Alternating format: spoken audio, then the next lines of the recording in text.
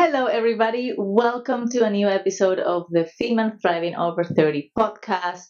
This is my very first podcast as a co host. So, this podcast is very special to me for two reasons. One of them being that one, I am not an interviewee, I am an interviewer today.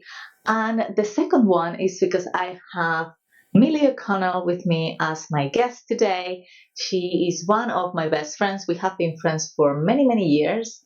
And it's very interesting how our friendship has managed to grow the way that it has for so many years because of the circumstances in the way we met.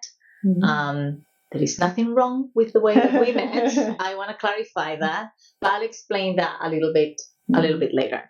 So yes, welcome Millie to the podcast. Thank you very much for being my guinea pig. Oh, thank you for having me. Being my very first guest. Let's see how this goes. So I apologize if this is a little bit all over the place as well. We have a little plan here of things that we are going to be talking about. But first and foremost, can you please introduce yourself to our listeners that don't know you? Yeah, of course I can. So hi, I'm Millie O'Connell. I suppose the most important thing about me is you may see this little person flailing around here. This is my daughter. So I'm a mum to this sassy 4-year-old who keeps me on my toes. You want to say hello? No, maybe not. Or like that? We had a very late night at Galaxy Pageants last night, so she's there we go, a bit tired.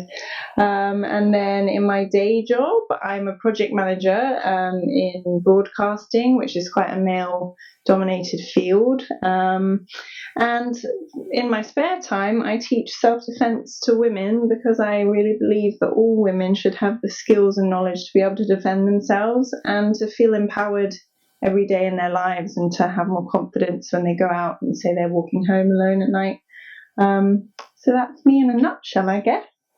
I couldn't agree more with the last thing that you said, and we're going to touch base on that as well as we go on to the interview. So maybe to clarify the thing that I had said before about like how our friendship it's weird. We're weird. Or interesting that we've managed to be friends for so many years. Millie and I met at university when I was doing my year abroad at UEA in Norwich. Was that your first year of uni? Second year of uni. Yeah. My year abroad, and this is the reason why I say like it's interesting that it has lasted so long, because usually as a foreign exchange student you make friendships, you have the best time during your year abroad, but it's really difficult sometimes that those friendships maintain over time, right? True. Because you live in different countries and all that. We met when technology started to be more and more out there. We had Facebook and things like that, but there was no WhatsApp. No, it was like text messages. Just on the like text of technology. Yeah, very, very, very old. That's why female thriving over 30. But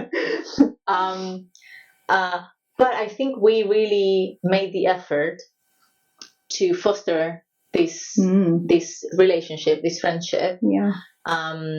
By you came to see me in Spain, I've come to here. see you, and then when I moved here, like we've made an effort to try to meet at least once a year. And I think we, like, even at uni, we were not together every single day. At all. It was just one of like, we were meeting very sporadically. It was not. We had a shared hobby, didn't we? I don't know if everyone knows, but we were cheerleaders. So we did our practice sometimes and game days where we went to watch the guys play American football and socializing for team nights out. But we didn't live together or anything at uni. It was not at all. So I really appreciate this friendship because it's one of those things that we really worked to be friends. Because it's very easy to, when you move away, to lose touch. Definitely very easy. Not talk or anything like that. And we have our friend Katie as well, for which we do exactly the same thing. We try to meet once a year. In a group. And actually, I have to say that pageantry has really brought us closer as well, hasn't it? Because now we go to a lot of the same events together and share our hotel rooms and get ready together and catch up on life. This beautiful background. That's been really good as well for helping us stay in touch, which is fab. Yeah. So I want to talk a little bit about some of the things that you mentioned in your introduction. Let's start with this little machine over here, trying on like all the accessories for the pageant tonight. How did you feel that motherhood has changed you? And would you have had her earlier in life, or the timing of having her was, you think, the best one? Well, I think, first of all, having a child completely changes you because your whole life is then focused on someone else and you have to plan everything around somebody else. I think, so I had Avery at 29 years old. I'm 32 now, almost 33. I think that was probably quite a good age to have a child, to be honest, because you're still very much young and energetic and keep up with them and the demands, the physical demands of motherhood. But also you've had slightly more life experience, you're a bit financially better off. So I think your 30s are a really great period to have children, young children, because of both of those reasons. So yeah, I think it was a really good time to have her, actually. And also, I wouldn't have had her if I didn't choose that exact time. And you're perfect, aren't you? Most of the time. Yeah, that's one of the things that actually kind of scares me a little bit about trying for a family now, being 36, and it's just like, will my body be able to handle a toddler running around? Oh, it will. Do you feel like having her has changed you? Because obviously I've known you when you were in your 20s. I've known you now. I know that you've progressed and changed quite a lot in the good way. Yeah. What some of that change had to do with, or? I think not just to do with motherhood, also just to do with, as we get older, our lifestyle does change, doesn't it? You know, we all joke about how we were 21 and we used to go out and have nights out in clubs. And probably a few too many drinks and a slightly more wild life. And now we all want to be in bed by 9:30. I know. Pajamas eating McDonald's. I know. So I think there's just an element of naturally getting older. But yes, when you have a child, you do adjust your lifestyle. But I mean, like you just mentioned, is it more difficult as you get older to keep up with a toddler? But actually, I think if you just have an interest in keeping healthy, like I know you do, obviously, you're a keen gymmer, aren't you? Then it doesn't really. I don't think it matters because you're still keeping your body fit and healthy, and that encourages them to keep fit and healthy as well as they grow. Yes. All right. Ooh, there we go. Yeah. We're in a little video, darling. It's called a podcast. We're just recording and telling people what it's like. Yeah? To be over 30 and awesome. Yeah, because let's face it, we are. Okay, so is there anything else in terms of motherhood and raising a child on your 30s that you want to point out, or you want maybe women that are thinking about having kids on their 30s should know? Like the good and the bad, we want to know everything. Well, like I said, I think it's a great time to have kids because you can keep up with them and you're a bit more financially stable. You've got a bit more experience in the world, so you've got some life experience and hopefully some advice to pass on. But I think the main thing to remember when you're a mother is to not judge yourself harshly, because we have so many expectations, not just as mothers but as women, actually. You know, it's like the monologue from the Barbie movie. You have to be thin but not too thin. You have to be perfect. You have to be, strong and independent, but also demure and pleasing, and all of these things. And I think that we actually are our own harshest critics. There is societal pressure on us, but we just need to give ourselves a break once in a while. If you're trying your best and you love your children and you give everything that you have, like give it your best, then that's all anyone can really ask for, I think. And I think that makes you a good parent if you're doing that. So. Absolutely agree, because like as you said, and you touch base on it very importantly, expectations and social norms on how you need to raise your children, how you need to behave in certain things. Like you are supposed to be strong for them, you cannot cry in front of them, you cannot like all those kind of things is what sometimes like puts so much pressure on you, and you, I guess, like make you think like, am I a good mom? Right? Yeah. So you need to, as you said, absolutely do your best. Do your best. It's like one of the things we all have, I think, a list of things that before we have children, we think, oh, our children will or won't do that. When I was first weaning, I used to steam organic vegetables and puree all the organic vegetables, and all of that used to end up on the floor. She'd just chuck it. She wasn't that interested. And I find that that's quite common. We think that we should feed our children in a certain way, and actually we're just talking about it because we have just indulged in a McDonald's and she has had a happy meal. We have. But honestly, the little things, the little treats every now and again, that's healthy to teach them that they can have, everything in moderation, and we don't just have to have organic steamed vegetables, do we, darling? So I think you've got to let those things go, those expectations, and just accept that, toddlers are a bit of a force to themselves, and just go with it. Yeah, absolutely. The thing is, when we were growing up, there was not that much information out there. No. Social media didn't exist. There was not that much pressure. And we're fine. Yeah, absolutely. Yeah, we're fine. Right? Yeah. I think right now there is way too much opinions out there and too much stuff. So, ladies, don't be too harsh on yourself. That's basically absolutely the idea. Now, I want to touch base as well on your career, because it's very, very interesting. As you said, you're working in a very male-dominated field. You're being really successful. You're getting promoted.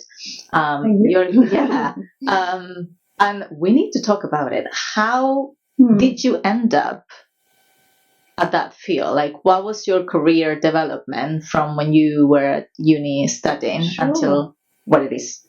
Well, I mean, as many people do, they go to university and do a degree that has absolutely no relevance to what field they end up in. So I studied English literature. I wasn't aiming to go into a particular field with that degree, and as I'm in broadcast engineering, project management in broadcast engineering is nothing to do with English at all. But what I have, my biggest talent, I would say my biggest skill and strength throughout my life since I was very small, is being incredibly organised. I can balance a lot of things.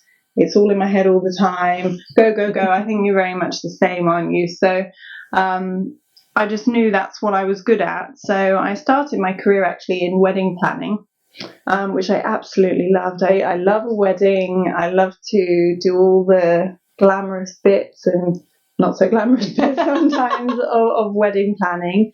But honestly, the truth is there wasn't that much. There wasn't really any career progression there, not the best financial reward either. I mean, there can be, but if you work for a venue as a wedding planner, there isn't. So I just had a look around and went corporate. So project management is basically wedding planning, but in a particular corporate field. So I sort of fell into broadcast engineering. And now I work for a company that manages all the infrastructure for broadcasting in the UK. It's a great field. There's always new developments, because technology It's evolving so much. It evolves so much all the time. There's new things to learn. There's never 2 days the same. And it's really good, really exciting, but it is very male dominated, as you say. But I find my company is fantastic. I've spent a lot of time in my working life in not brilliant companies where women have been treated in a less than ideal way, but this company that I work for now is amazing. So I obviously worked for this company when I went on maternity leave. So I think it's quite important to consider that as a woman. You know, men don't always have to think about that in their career, do they? But women need to find a good maternity package before they necessarily think about having children, or it's unaffordable to some people. So yeah, it's good for maternity leave. And then I have had 2 promotions since I went back to work. So I know that a lot of people struggle to progress once they've become mothers, because there's a stigma against working mothers. That they're not necessarily going to work as hard or do as many hours or be able to balance everything. So it's really important to find a company that doesn't hold that stigma, I think. So this tied up with the topic of like why many women now don't want to have children, because as you said, there is that stigma. Many companies will penalize women that have kids, probably not giving them certain promotions when they actually deserve those promotions. So it's great that you're working in a company that has that into account, and it's actually like you are just the same person that you were before having a kid. Yeah, absolutely. It does go both ways, doesn't it? Because on one hand, women are maybe not wanting to have children because they're career focused, which is absolutely fine. I support that. But on the other hand, there's a lot of women that want to go back into the workforce that can't because there aren't the opportunities for new mothers, or there's not the flexibility for new mothers, which is really important as well. So I think there's still work to be done. I mean, obviously in the UK we do have pretty good gender equality laws, but just because the law is there doesn't mean that the society is necessarily caught up. You know, I don't know about you, but I knew when I started my career and when I thought about having children before I was pregnant, that you shouldn't talk about that, because if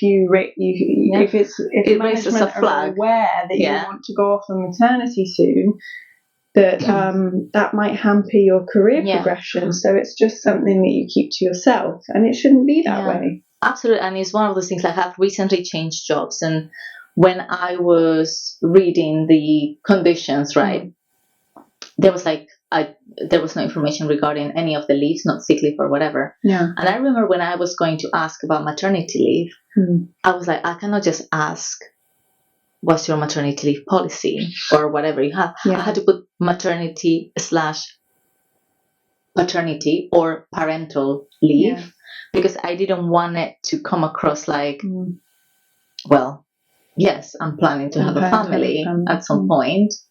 I didn't want them to be against me. Absolutely. Whenever they had to make a decision. So, truth. Yes, that needs to change. Hopefully it will, with more people talking about it. I think so. Hopefully. And in all honesty, to all employers out there is nobody in the world more organised and capable than a working mother. Honestly. Because a working mother has to balance everything all the time, and it's just part of their life and their role, and it's ingrained in them. So they have to be the most efficient. There's no other choice. Absolutely. So I have a couple of questions that I want to make, but before we get into that, I really want for you to explain how you got into Krav Maga, first of all, because there is like many. We're good. There are many disciplines out there in terms of self-defense. So why did you choose Krav Maga? When did you start? And I've heard that you are now a Krav Maga instructor and you have your own business. So tell us all about that. So again, it's actually linked to motherhood. When I decided I wanted to become a mother, I thought, I honestly ought to get some sort of training in a martial art. I didn't really know that much about martial arts. Most people have heard of the standards, karate and taekwondo, etc.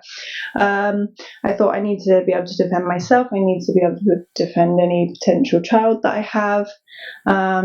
So I honestly just Googled where I lived, self-defense, and what came up was a Krav Maga school that I joined in 2018. So I've been doing it for just over 5 years now.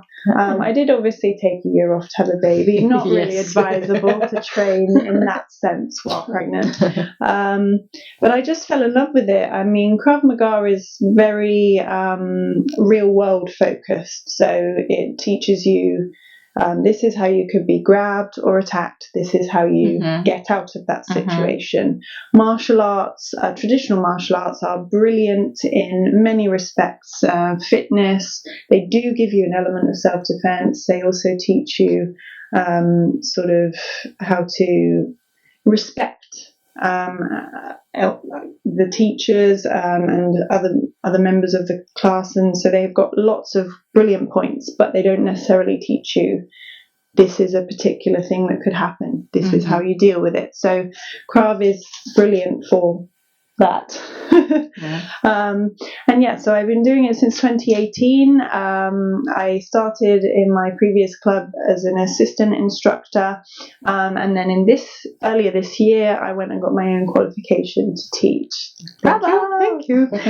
Because to me it's just so important to teach as many women as possible, so I thought I would get my qualification and then I can do that and offer it for free wherever possible, because not everyone has the means to join a class, although if you do, I'd highly recommend it. And again, it doesn't have to be Krav, it could be any type of martial art. And that's my achievement this year, is getting my instructor qualification, and I am now teaching under a company called Valkyrie Self-Defense, based on the Norse female warriors, the Valkyries. So that was a good name. Couldn't think of a better name. That was perfect, and congratulations. Thank you. I think it's great as well. In this podcast, we're celebrating women over 30, everything that they achieve.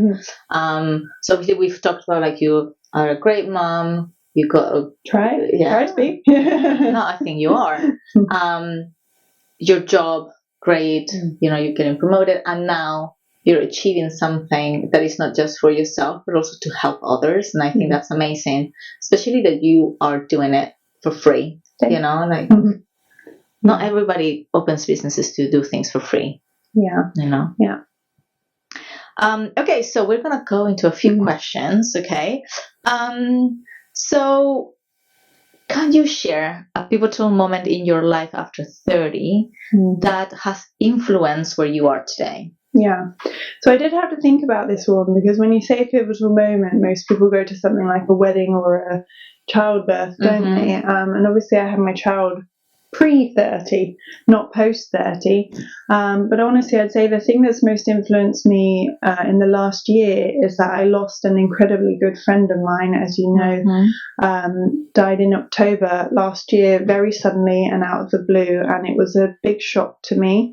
And to be honest, that is what influenced me to go and get my own qualification, because I'd always had a lot of plans to teach as many people as possible. I wanted to work with organisations like domestic violence charities and sexual assault charities, and just teach in as many settings as possible to give people this basic level of self-defense training.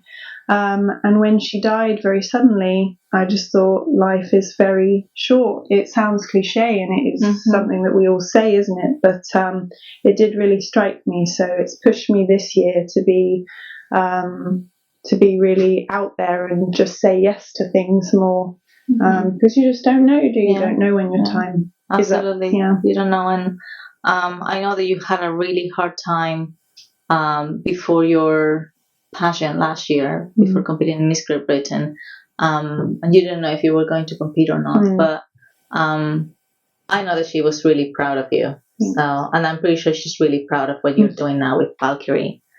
So yeah, this is to Gabby. What advice would you give to your 20-year-old self with the wisdom that you have now?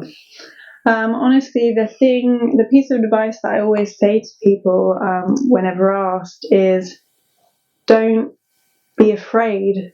Don't be afraid, because I think we often talk ourselves out of a lot of things because we're afraid of failure, or we're afraid of rejection or humiliation of some kind.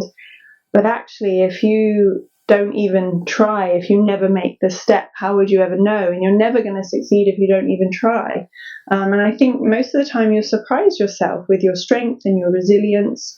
So don't let yourself, don't hold yourself back through fear, because give it a go and you don't know what will happen. And the worst that can happen is that you have to try again. Yeah, you know, exactly. So that's perfect.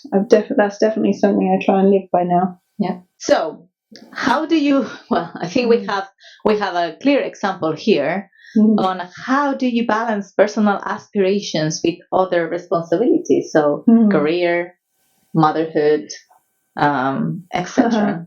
Well, absolutely. I balance lots of different things. Sometimes this one comes with me and gets to experience lots of different things, which I actually think is really important. I think it's so important that our children see us as women try things, succeed sometimes, fail sometimes, be passionate about things, and really give life a good go. Don't hold yourself back, because they learn from us, and I hope that she watches me and she feels like she can try things and fail or succeed, and keep going after her dreams and her goals. So sometimes she comes with me, but actually, honestly, and I will say, all props to her dad. And he's a wonderful dad, and I wouldn't necessarily be able to do everything that I do if he wasn't a 50-50 parent. So I do think it's important to say that, because I have the greatest admiration and respect for anybody that raises a child alone. I do as well. Because it's an incredibly hard job, no matter how many people are in your village. So yeah, 50-50 parenting. So thank you, Nick. There you go. You're a brilliant dad, and it helps me achieve a lot of my dreams. I can attest to that. He's a great dad. Great human being, actually. Yep. So, what's one habit or practice that has been a game changer for you in thriving after 30? I'll probably say actually my commitment to fitness, in all honesty. I'd say it probably started slightly before I was 30, but all through my teenage years and early 20s, I dabbled in things, but I didn't really have a passion for fitness necessarily. But in the last few years, I've really dedicated myself to not just Krav, but also other disciplines. So I box as well. I do a lot of boxing. But I think if you dedicate yourself to some form of fitness, whatever it is, whatever you have a passion for, that it keeps you mentally and physically well. So I find that keeping up with the fitness, it really keeps my mental health and well-being much higher than it was previously when I wasn't regularly exercising. So I think it's a really good discipline to have, to keep that up. It's a great outlet as well, isn't it, for any emotions. So if you're having a bad day or you feel angry or upset, that you can really let that out through exercise, to be honest. So it's done me a world of good. Exercise is great. I recommend it to everybody. So we're going to do like a few rapid fire questions now that we're almost at the end of the interview, just to do something fun, right? So coffee or tea? Coffee. What's one item that you can live without? My coffee machine, to be honest, which I actually bring with me to every hotel stay. Yes, I'm that person. What app on your phone do you use the most? Probably Instagram. It is, yeah. The pageant life. Pageant life, yes. What's something that you're currently learning, or would you like to learn? I've always fancied learning Tai Chi, to be honest. That's a more meditative martial art. there's many things I'd like to learn, though my list never gets shorter. That's the problem, because you have to have the time and money to take everything up, don't you? So yeah, I just think always try something new. I just like to always be doing new things and trying everything. I think that's good, because you're like, it's good to be ambitious and just want to do things, because otherwise, what's the point in life? If you could instantly master any skill, what would it be? Ooh, wow. I think I'd quite like to actually be a ninja. So that's a very specific discipline that requires a lot of time and study. Because, exactly, wouldn't it be cool to say I am a ninja? That would be amazing. I'd also really like to learn to ride a motorbike. That would be cool. Or fly a helicopter. That's incredibly difficult, and I'd like to just know how to do that. Yeah. For all the times you might need a helicopter. Well, you never know. It might come to a time that we are under a zombie apocalypse or something, and you need to escape somehow. Who knows? All right, now I need to add it to my list of things to learn.